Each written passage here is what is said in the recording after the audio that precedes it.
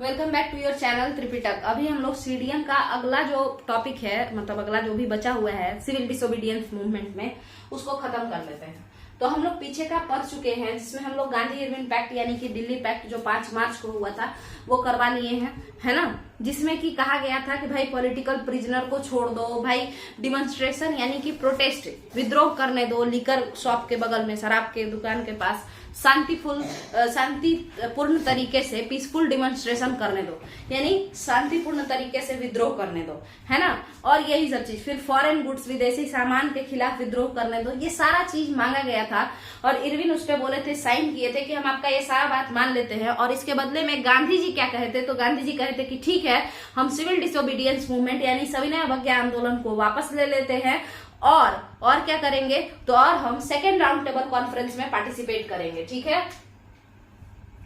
तो 7 सितंबर से 1 दिसंबर 1931 ईस्वी को आपका सेकेंड राउंड टेबल कॉन्फ्रेंस हुआ, यानी द्वितीय गोलमेज सम्मेलन हुआ। इस द्वितीय गोलमेज सम्मेलन में क्या हुआ, इसको हम लोग समझते हैं। द्वितीय गोलमेज सम्मेलन को भी कौन ये किया, तो रैमजे मैकडोनाल्ड, जो कि ब्रिटिश का प्राइम मिनिस्टर था उस समय, वही द्वितीय गोलमेज सम्मेलन भी बुलवाया था, ठीक है। ब्रिटेन का जो प्राइम मिनिस्टर था रैमजे मैकडोनाल्ड, वही ब्रिटिश ये द्वितीय गोलमेज सम्मेलन भी बुलवाया था। और इसमें कांग्रेस के तरफ से जो रिप्रेजेंटेटिव गए थे वो गांधी जी गए थे, क्योंकि गांधी जी वादा किए थे और कराची के सेशन में कांग्रेस को जाके मनाए भी थे कि हमको अब जाने दिया जाए, क्योंकि हम वादा कर चुके हैं और इरविन भी वादा कर चुके हैं, है ना। तो हुआ कि ठीक है भाई, अगर ऐसा ही बात है तो आप जाइए, ठीक है। तो आप लोग बताइए जरा, क्या एक बात समझते हैं हम लोग। उसके बाद ये 5 मार्च 1931 को तो ये हुआ, बट उसके बाद हम लोग देखते हैं कि ये 7 सितंबर से 1 दिसंबर 1931 को जो सेकेंड राउंड टेबल कॉन्फ्रेंस हुआ, है ना, इरविन पैक्ट के बाद, गांधी जी के मानने के बाद, उसमें क्या कहा गया मैकडोनाल्ड के द्वारा कि हम कम्युनल रिप्रेजेंटेशन देंगे। कम्युनल रिप्रेजेंटेशन मतलब सेपरेट इलेक्टोरेट, सीधा सीधा समझिए तो, मतलब कि विशेष प्रतिनिधित्व देंगे, सेपरेट इलेक्टोरेट देंगे। किसको भाई,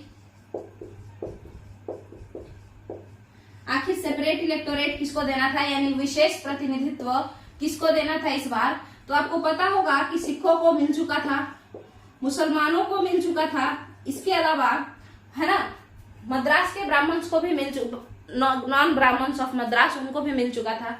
अब बारी थी दलितों की। दलितों को अब शेड्यूल कास्ट कह के बुलाना होता है, एससी, ठीक है। तो शेड्यूल कास्ट की अब बारी थी, दलितों की अब बारी थी। और उनको मैकडोनाल्ड कहीं ना कहीं क्या करना चाहता था, तोड़ना चाहता था, भारत को के और टुकड़े करना चाहता था, ठीक है। और बोला कि सेपरेट इलेक्टोरेट देंगे। और इसमें वो किस तरीके से चाल चला था, अगर आप लोग देखें तो उससे आपको पता चलेगा कि ये एक और बीज बोया जा रहा था भारत को तोड़ने का। जरा सा ध्यान से देखते हैं। इंडिया में जो हिस्सा दलितों के लिए रिजर्व किया गया था, वो हिस्सा इधर का था ज्यादातर। जैसे आप समझ लीजिए तो SC ST ये लोग जैसे इस साइड में, है ना, उड़ीसा वगैरह में, बंगाल वगैरह में, इन सारे लोकेशन में ज्यादा ये किया गया था। बेसिकली ये मुद्दा था, देखिए, सेपरेट इलेक्टोरेट जब मुसलमानों को मिला तो ऐसा थोड़ा है कि मध्य प्रदेश के मुस्लिम को नहीं मिला, है ना, हर जगह के मुस्लिम को मिला।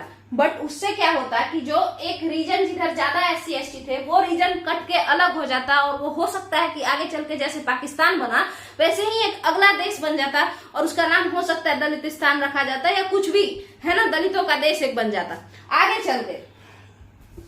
और क्या उस देश में, आप लोगों को लगता है कि क्या उस देश में विकास हो पाता है, या मतलब कि मतलब कहने का डेवलपमेंट हो पाता। तो इसका सीधा साधा जीता जागता परिणाम क्या है कि क्या पाकिस्तान अलग हुआ तो वो बहुत ज्यादा डेवलप है क्या, डेवलप तो वो बिल्कुल भी नहीं है, और उल्टा गर्त में चला गया है ना। तो क्योंकि जो लीडर्स होते हैं वो अपने फायदे के लिए देश का, राज्य का टुकड़ा करते ही रहते हैं, क्योंकि वो ऊंचे पोस्ट पे रहे, ठीक है। तो इससे भले ही ये अलग हो जाता, हाँ, जो भी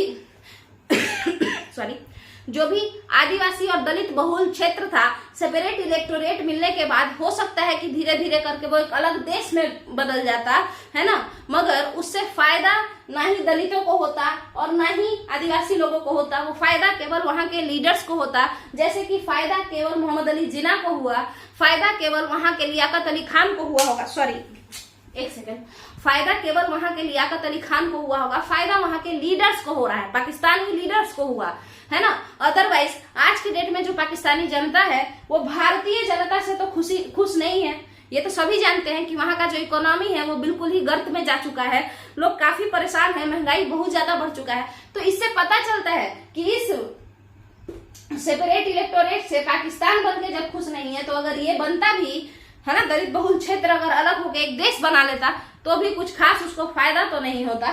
ठीक है, तो ये एक तरीके से अंग्रेजों की साजिश थी कि पहले दलितों को हिंदुओं से अलग करते हैं सेपरेट इलेक्टोरेट देके, और फिर धीरे धीरे भारत के कई टुकड़े तो हो ही जाएंगे। ठीक है, आगे समझते हैं।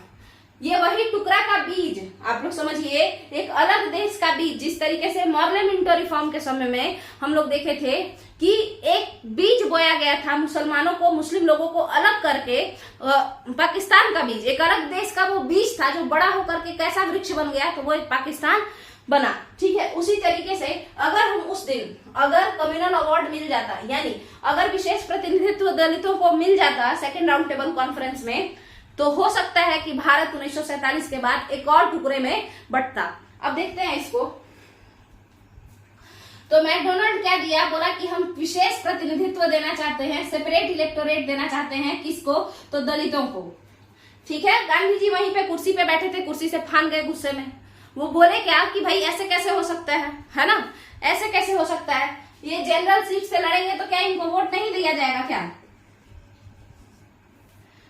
देखिए ये लोग क्या करता था ना, मैकडोनाल्ड ये लोग या नॉर्मली जिसको तोड़ना होता है, वो लोग क्या करता था ना, वो एक इलाके को कर देता था कि ये केवल दलितों का इलाका होगा, जबकि गांधी जी कहते थे कि रिजर्वेशन देना है तो दो, मगर ऐसे दो, बताते हैं कैसे, एक तरीके से डिस्ट्रीब्यूट करके दो, है ना। जैसे समझते हैं, जैसे एक बात दे दो कि मान के चलिए 4 गांव हैं, मान के चलिए, जैसे एग्जाम्पल पे लेते हैं, जैसे गांव छोड़िए, एक इधर पंजाब है, इधर बंगाल है,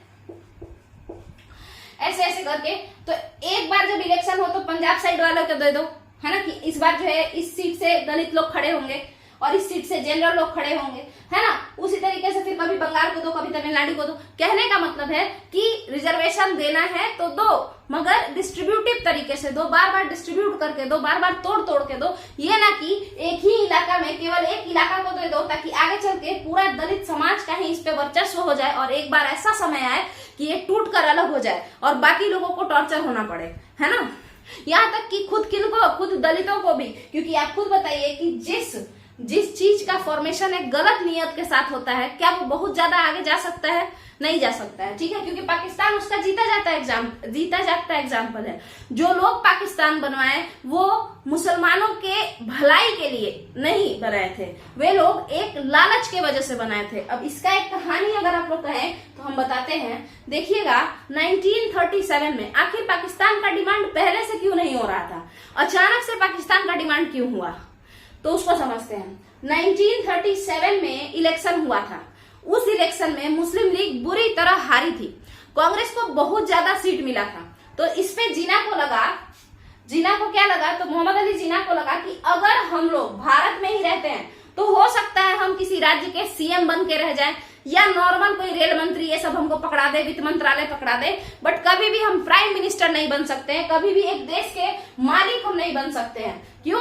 क्योंकि मुस्लिम लीग बड़ा बेजोर हारा था उस समय 1937 के इलेक्शन में, और उसके बाद, और जिसका रिजल्ट 1939 के लमसम में आया था, नहीं सॉरी उसी समय आया था, नजदीक में ही।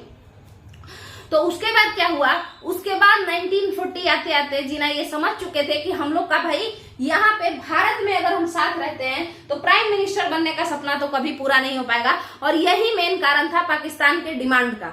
ठीक है, कि एक नया देश बनाते हैं जिसमें मुस्लिम लोग ही रहेंगे, और उसके बाद वो वहां पे अपना लीडर बनते, और क्या। तो सेम यहाँ पे ये सारी चीजें हो जाती, बट गांधी जी जब ये बात सुने कि जनरल इलेक्शन में जनरल इलेक्शन में दलितों को भी सेपरेट इलेक्टोरेट दिया जाएगा। तो गांधी जी बोले कि जनरल सीट से भी ये लोग खड़े होंगे रिजर्वेशन लेके, तो हम लोग को तो कोई खास प्रॉब्लम है नहीं, है ना। मगर रैमसे मैकडोनाल्ड नहीं माना उनके बात को। अच्छा, इस बात से गांधी जी के साथ साथ और कौन कौन लोग थे तो उनको समझिएगा इस सेकेंड राउंड टेबल कॉन्फ्रेंस में। तो गांधी जी के साथ और जो लोग थे वो कौन थे, वो थे आगा खान। वहां पे बैठे हुए थे रैमसे मैकडोनाल्ड ये लोग के साथ। आगा खान जो कि मुस्लिम लीग के समझ लीजिए तो फाउंडिंग मेंबर है।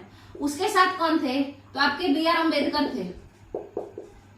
गांधी जी इन लोगों को समझा समझा के थक गए, मगर कोई भी बात नहीं समझा। गांधी जी बोल रहे थे कि ये बीज है, भारत को तोड़ने का एक बीज है जो बड़े होकर के फिर से भारत को तोड़ेगा, है ना।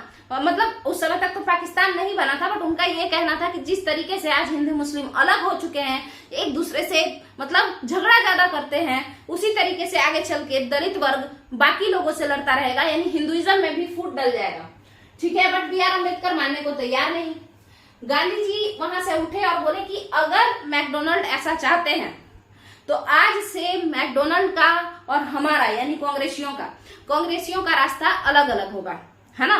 वो लोग अपना अपना वेज मतलब अलग अलग कर लिए, दे पार्टेड वेज उसमें लिखा रहता है। और उसके बाद से क्या हुआ, गांधी जी अपने चक्कर में, मैकडोनाल्ड ये लोग ब्रिटिशर्स अपने चक्कर में।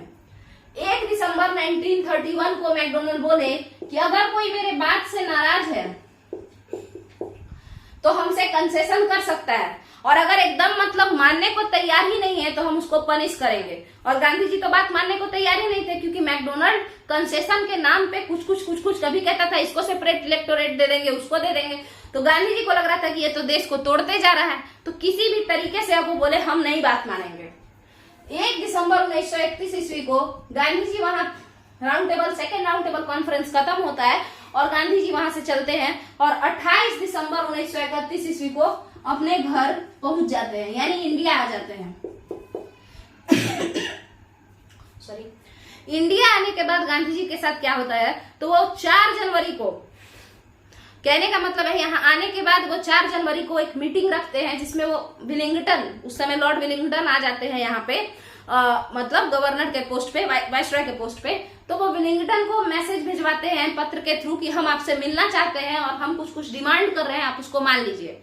विलिंगटन इन डिमांड्स को सीधे खारिज कर देता है और वो गांधी जी से नहीं मिलता है। लॉर्ड विलिंगटन गांधी जी से नहीं मिलता है।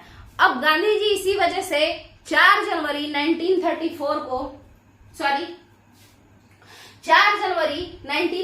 को, 34 में तो खत्म हो जाएगा अप्रैल 1934 में, 4 जनवरी 1932 ईस्वी को दोबारा से सविनय अवज्ञा आंदोलन यानी सिविल डिसोबीडियंस मूवमेंट को लॉन्च कर देते हैं दोबारा से, क्योंकि विलिंगटन बात सुनने को तैयार नहीं है। और मैकडोनाल्ड वहां पे क्या कह रहा है, तो मैकडोनाल्ड कह रहा है कि अलग से विशेष प्रतिनिधित्व एक बार और देंगे। तो गांधी जी अब फिर से सविनय अवज्ञा आंदोलन लॉन्च करते हैं।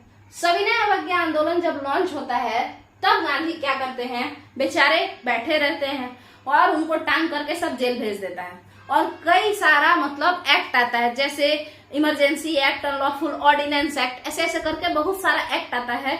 वो लोग तुरंत सेम डे ले आता है अलग अलग एक्ट। और जितने भी कांग्रेसी लीडर्स थे जो लोग सविनय अवज्ञा आंदोलन यानी कि सिविल डिसोबीडियंस मूवमेंट में पार्टिसिपेट कर रहे थे, उन सबको पकड़ पकड़ के लेके चला जाता है, जेल हो जाता है इन लोगों को। गांधी जी येरवाड़ा जेल चले जाते हैं, जहां पे से छूट के आए थे ना, वहां चले जाते हैं। उसके बाद पुणे में, उसके बाद क्या होता है तो उसके बाद गांधी जी अपना बेचारे जेल जा चुके हैं, है ना। गांधी जी कहाँ हैं, जेल जा चुके हैं। अब उसके बाद यहाँ पे क्या होगा, तो रैमसे मैकडोनाल्ड अब अलग अलग तरीके का ख्याली पुलाव पकाएगा और अल्टीमेटली 16 अगस्त 1932 ईस्वी को यानी 16 अगस्त 1932 को कम्युनल अवार्ड का अनाउंस करेगा। ये कम्युनल अवार्ड क्या है, तो ये सेम चीज जो वो उस समय बोला था कि हम देंगे विशेष प्रतिनिधित्व, किसको, दलितों को, ठीक है, वही है communal award. Separate electorate for Dalit he communal award है, ठीक है। तो ये मिला 16 अगस्त 1932 ईस्वी को। BR अम्बेडकर बड़े खुशी आए, है ना, कि भाई जा रहे हैं लंदन, वहां से कम्युनल अवार्ड लेके आते हैं। अब इस अवार्ड में क्या था, तो इस अवार्ड में दलितों को कितना सीट मिला हुआ था रिजर्व, 71 सीट्स।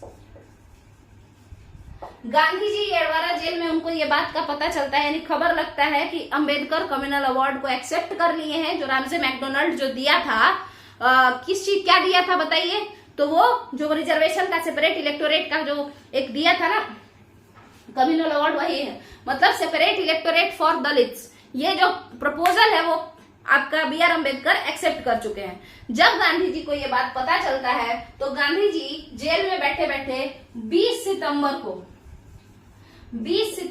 1932 ईस्वी को 20 सितंबर 1932 को गांधी जी क्या करते हैं, फास्ट अनटू डेथ कर लेते हैं। मतलब अगर या तो दलित लोग ये कम्युनल अवार्ड छोड़े, है ना, या हम भूखे जान दे देंगे, फास्ट अनटू डेथ करते हैं, ठीक है। और इसके बाद क्या होता है, तो जब गांधी जी मतलब आमरण अनशन कर लेते हैं, तब गांधी जी के कुछ लोग, जो गांधी जी के फॉलोअर कहिए, गांधी जी के दोस्त कहिए, जो भी कहिए, वो कौन कौन लोग होते हैं, तो पंडित मदन मोहन मालवीय, सी राजगोपालाचारी और डॉक्टर राजेंद्र प्रसाद, कौन कौन लोग होते हैं जरा सा देखते हैं। इसको रब कर लेते हैं। देखिए हम क्या कह रहे हैं कि द्वितीय गोलमेज सम्मेलन में क्या क्या बात हुआ, तो द्वितीय गोलमेज सम्मेलन में कहा गया कि हम विशेष प्रतिनिधित्व यानी सेपरेट इलेक्टोरेट देंगे। किसको भाई, दलितों को। जब दलितों को ये बात पता चला, बी आर अम्बेडकर दलितों का प्रतिनिधित्व कर रहे थे, तो जब उनके रिप्रेजेंटेटर को ये पता चला बी आर अम्बेडकर को कि भाई कम्युनल अवार्ड मिलेगा, सेपरेट इलेक्टोरेट मिलेगा, वो खुशी खुशी मान गए। बट वहां बैठे गांधी जी इस बात से बिल्कुल नाराज हो गए और वो सेकेंड राउंड टेबल कॉन्फ्रेंस छोड़ के चले गए। और उसके बाद क्या हुआ देखिए, उसके बाद जो हुआ वो ये हुआ कि गांधी जी यहाँ करके सीडीएम लॉन्च किए, यानी सविनय अवज्ञा आंदोलन लॉन्च कर दिए, और उसके बाद बेचारे जेल चले गए। जब वो जेल चले गए तो फिर अंबेडकर को 16 अगस्त और 1932 में 16 अगस्त 1932 को बुला करके सेपरेट इलेक्टोरेट दे दिया गया। गांधी जी को जैसे ही ये बात पता चला, 20 सितंबर 1932 ईस्वी को गांधी जी आमरण अनशन कर लिए। कहा, जहां वो जेल में थे वहीं पे, येरवाड़ा जेल पुणे, वहीं पे, ठीक है। जैसे ही ये बात पता चला लोगों को कि गांधी जी अब मर जाएंगे अगर दलित लोग अपना कम्युनल अवार्ड वापस नहीं किया, तो गांधी जी के कुछ दोस्त कह लीजिए, फॉलोअर कह लीजिए, है ना, जो भी कहिए, वो लोग बी आर अम्बेडकर से मिलने गए। किससे मिलने गए, बी आर अम्बेडकर से मिलने गए। वो कौन कौन से लोग थे तो वहां देखते हैं। वो लोग थे पंडित मदन मोहन मालवीय, 3 लोग थे ऐसे, देखिएगा यहाँ पे। एक आपके कौन थे, तो पंडित मदन मोहन मालवीय, इसको सूख जाने दीजिए। पंडित मदन मोहन मालवीय। इसके अलावा एक और इंसान कौन थे बताइएगा जरा, तो वो थे डॉक्टर राजेंद्र प्रसाद।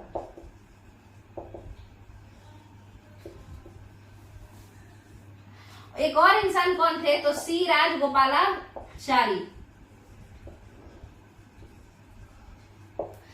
तो ये तीनों लोग जाते हैं दौड़े दौड़े बी आर अम्बेडकर के पास और कहते हैं कि देखिए, अगर आप कम्युनल अवार्ड एक्सेप्ट कर लेते हैं तो फिर गांधी जी आमरण अनशन किए हैं, अगर तो इससे क्या होगा कि वो मर जाएंगे, है ना। और अगर गांधी जी का डेथ हो जाता है तो जो दलित आपको सपोर्ट करते हैं वो भी आपके सपोर्ट में नहीं रहेंगे, क्योंकि क्या है, क्योंकि कहीं ना कहीं उनको भी लगेगा कि ये गांधी जी का हत्यारा है ना। तो इस वजह से, है ना, इस वजह से। और फिर ये लोग समझाते हैं कि हम लोग का आपस में वो फूट डालना चाहता है, जैसे पहले हिंदू मुस्लिम में फूट डाला, अब हिंदुओं में जाति के आधार पर अंग्रेज फूट डालना चाहता है। बहुत समझाने के बाद अंबेडकर 24 सितंबर, यानी गांधी जी 4 दिन तक भूखे रहे। उसके बाद 24 सितंबर 1932 को अंबेडकर येरवाड़ा जेल पहुंचते हैं और वहां पे गांधी जी के साथ गांधी एंड अंबेडकर पैक्ट होता है।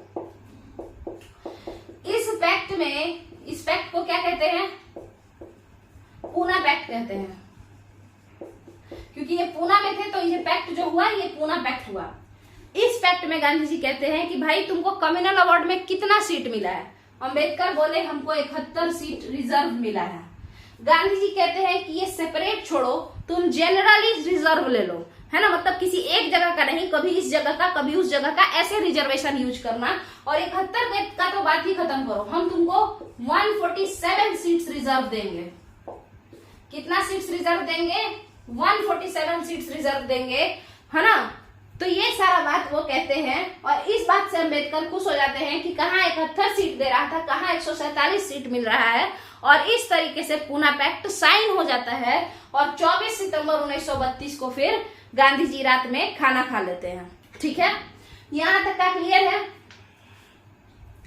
तो ये जो पैक्ट हुआ 24 सितंबर 1932 को, इसके बाद क्या ये आपका क्या कम्युनल अवार्ड फिर लीगल हुआ?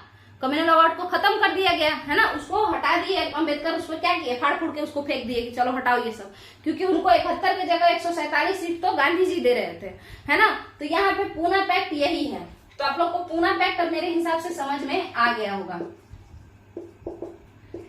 24 सितंबर 1932 ईस्वी। इसके बाद क्या हुआ? रैमजे मैकडोनल्ड ये समझ चुका था कि अब दाल नहीं गलेगा, क्योंकि अब पुराने लीडर्स नहीं है, अब गांधी है हमारे सामने, और गांधी के पास हम लोगों से 100 गुना ज्यादा दिमाग है। ठीक है, तो वो चुपचाप से 3rd राउंड टेबल कॉन्फ्रेंस कराया, जो कि 17 नवंबर 1932 ईस्वी को शुरू हुआ। अच्छा बताइएगा, राउंड टेबल कॉन्फ्रेंस की शुरुआत किस लिए हुई थी? साइमन रिपोर्ट पे चर्चा करने के लिए। मगर देखिए ये लोग कितना बदमाश था कि कहा वो लोग बुलाया था साइमन रिपोर्ट पे चर्चा करने के लिए, और चुपचाप से धीरे धीरे करके क्या करना शुरू किया? तोड़ो फोड़ो, ये करो वो करो, है ना, तुमको सेपरेट इलेक्टोरेट देंगे, तुमको तोड़ देंगे, उधर तोड़ देंगे। यानी ये लोग फिर से फूट डालना शुरू कर दिया और लोगों का ध्यान साइमन रिपोर्ट से हटा करके कम्युनल अवार्ड पे कर दिया, है ना। तो अब गांधी जी दाल गलने नहीं दिए। तो फिर 3rd राउंड टेबल कॉन्फ्रेंस में मैकडोनल्ड को याद आया कि भाई हम लोग तो आए थे साइमन रिपोर्ट पे चर्चा करने के लिए, तो उसी पे चर्चा कर लेते हैं। और चर्चा के बाद थोड़ा बहुत सुधार उधार करके एक बिल बन के आया, गवर्नमेंट ऑफ इंडिया बिल 1935, या कह लीजिए 1932 भी कह सकते हैं। ठीक है, और यही बिल आगे चल के गवर्नमेंट ऑफ इंडिया एक्ट 1935 में बदल गया। ठीक है, मतलब इसी का नतीजा था ये जो 3rd राउंड टेबल कॉन्फ्रेंस में जो विचार हुआ, वाद विवाद हुआ, डिबेट एंड डिस्कशंस हुआ, उसी का नतीजा था गवर्नमेंट ऑफ इंडिया एक्ट 1935। उसके बाद आपका राउंड टेबल कॉन्फ्रेंस कभी नहीं हुआ। 3rd राउंड टेबल कॉन्फ्रेंस के बाद ये खत्म हो गया। अब बात करते हैं गांधी जी के बारे में। गांधी जी को भले ही वो कम्युनल अवार्ड यानी सेपरेट इलेक्टोरेट ऑफ दलित वाला जो प्रॉब्लम था उसको सॉल्व कर लिए, बट गांधी जी के दिमाग में एक बात खटकने लगा कि कभी भी दलितों का यूज किया जा सकता है। दलित लीडर्स कभी भी दलितों का गलत तरीके से यूज कर सकते हैं। क्यों? क्योंकि दलित लीडर्स का यूज अंग्रेज लोग गलत तरीके से कर सकते हैं। उनको भड़का देगा, अगर किसी कोई दलित लीडर को अंग्रेज भड़का देगा और वो दलित लीडर भड़क करके और फिर अपना एक अलग ही एजेंडा बनाने लगेंगे, जैसे जीना बनाना शुरू कर दिए थे। ठीक है, तो इसीलिए गांधी जी सोचे कि अब दलितों से जुड़ना पड़ेगा, दलितों के लिए काम करना पड़ेगा, है ना। दलितों को ये बताना पड़ेगा कि हम लोग हर किसी से एक दूसरे से मिलजुल के रहते हैं। मतलब हिंदुइज्म में ऐसा कुछ नहीं है कि हम लोग केवल जनरल कास्ट को ही इज्जत देते हैं और दलितों को नहीं देते हैं। एक तरीके से गांधी जी के मन में ये विचार आया कि अगर दलितों को मेन स्ट्रीम में नहीं लाया गया, यानी अपने साथ साथ नहीं जोड़ा गया, तो आगे चल के मुस्लिम लीग की तरह दलितों के लिए भी, मतलब जिस तरीके से मुसलमानों का यूज किया अंग्रेज और तोड़ दिया देश को, उसी तरीके से दलितों का यूज करेगा अंग्रेज और फिर से एक बार मतलब देश का टुकड़ा करेगा। ठीक है, यही सोच के गांधी जी का हरिजन कैंपेन स्टार्ट होता है और वो एक पत्रिका भी लिखते हैं हरिजन, है ना, गुजराती में। तो गांधी जी का हरिजन कैंपेन जो होता है उसमें गांधी जी क्या कहते हैं, तो आप देखिएगा 7 नवंबर 1933 ईस्वी से ये शुरू होता है, कम्युनल अवार्ड के तुरंत एक साल बाद, है ना, 16 अगस्त 1932 को। फिर आप देखिएगा सितंबर 1932 में उस प्रॉब्लम को वो सॉल्व करते हैं और उसके 1 साल 2 महीना बाद 7 नवंबर 1933 ईस्वी को हरिजन टूर स्टार्ट करते हैं गांधी जी, यानी घूमना शुरू करते हैं, हरिजन कैंपेन स्टार्ट करते हैं। ठीक है, 7 नवंबर 1933 ईस्वी से घूमते घूमते 29 जुलाई 1934 ईस्वी तक वो घूमते रहते हैं। ठीक है, 29 जुलाई 1934 ईस्वी तक वो क्या करते रहते हैं, घूमते ही रहते हैं। बट उससे पहले वो क्या करते हैं ये समझिएगा, देखिएगा ध्यान से। जब थर्ड राउंड टेबल कॉन्फ्रेंस खत्म हो गया दिसंबर 1932 में, गांधी के मन में उस कम्युनल अवार्ड का डर अभी भी है कि बाद में शायद दलितों का यूज करके देश को तोड़ा जा सकता है। ठीक है, तो इस वजह से गांधी के मन में ये हमेशा खटक रहा है। ठीक है, गांधी के मन में ये हमेशा खटक रहा है। तो गांधी जी अनटचेबिलिटी एक पाप है, इसको दर्शाने के लिए, ताकि हर एक हिंदू इस पाप को धो ले, हर एक हिंदू इस पाप को ना करे, है ना। और जो लोग कर चुके हैं वो लोग इस पाप से नहा धो ले, मतलब क्या बोलते हैं, उस पाप का प्रायश्चित कर ले। उस प्रायश्चित को दिखाने के लिए गांधी जी 8 मई 1933 को 21 दिन का फास्ट रखते हैं। ठीक है, कितने दिनों का फास्ट रखते हैं, 21 दिनों का फास्ट रखते हैं। कौन, गांधी जी 8 मई 1933 से 21 दिनों का फास्ट रखते हैं, यानी लगभग 29 मई तक वो भूखे रहते हैं।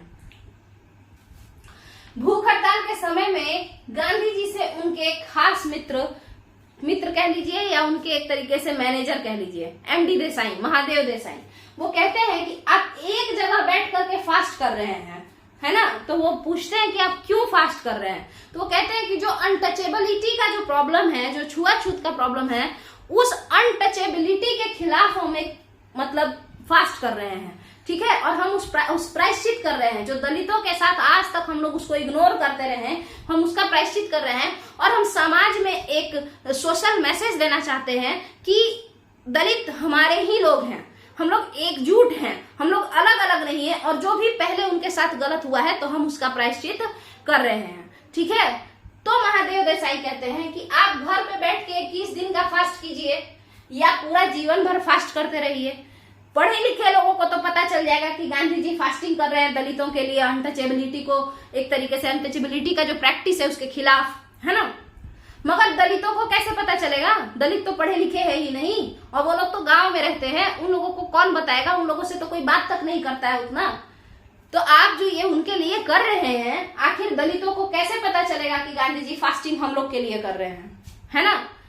तो उनके दोस्त यार लोग सब लोग उनको समझाते हैं कि आप ये फास्टिंग छोड़िए, आप घूम घूम के दलितों के बीच जाइए, उनका मदद कीजिए, उनकी सेवा कीजिए, उनका प्रॉब्लम सॉल्व कीजिए, और उस तरीके से आप दलितों के बारे में जान जाएंगे। मतलब दलित लोग आपके नियत के बारे में समझने लगेंगे, फिर वो आपको अपना लीडर भी मानने लगेंगे, और वो आपसे भी जुड़ जाएंगे जिस तरीके से बी आर अम्बेडकर से जुड़े हुए हैं। तब जाकर के गांधी जी अपना फास्टिंग तोड़ के 7 नवंबर 1933 से हरिजन टूर स्टार्ट करते हैं, और लगातार घूमते जाते हैं, हरिजन लोगों की मदद करते हैं, उनके बीच जाके रहते हैं और मदद करते हैं, सब चीज करते हैं। और ये टूर लगभग कितने दिनों तक चला आप देख सकते हैं, लगभग 6-7 महीना तक ये टूर चलता है गांधी जी का। 7 नवंबर 1933 से जो वो घूमना शुरू करते हैं, 29 जुलाई 1934 ईस्वी को ये टूर खत्म होता है। ठीक है, अब गांधी जी किस चीज में बिजी है बताइएगा, तो वो तो हरिजन टूर में बिजी हैं। तो क्या सविनय अवज्ञा आंदोलन पे गांधी का बिल्कुल भी ध्यान है? नहीं है। उनको लगा कि पहले देश तो जोड़ लें, बाद में अंग्रेज को हटाएंगे, अभी तो देश ही टूट जाएगा। हर लोग का जो दुख है उसको तो कम कर लें, जो लोग अलग अलग फील कर रहे हैं उनको जोड़ तो लें। इसीलिए गांधी जी, इधर देखिए आप लोग, 7 नवंबर 1933 को यहाँ देखते हैं सॉरी 7 नवंबर 1933 से शुरू किए हैं और 29 जुलाई 1934 तक घूमते रहेंगे। और इसी बीच में अप्रैल 1934 में एक अनाउंसमेंट होगा, और उस अनाउंसमेंट में गांधी जी सीडीएम यानी सविनय अवज्ञा आंदोलन को समाप्त घोषित कर देंगे, विथड्रॉ कर देंगे उस मूवमेंट को। ठीक है, बोलेंगे कि अब सविनय अवज्ञा आंदोलन समाप्त होता है। तो लोग पूछते हैं कि गांधी जी अब आप क्या कर रहे हैं, तो वो बोलते हैं हम अभी देश जोड़ने में लगे हुए हैं, है ना।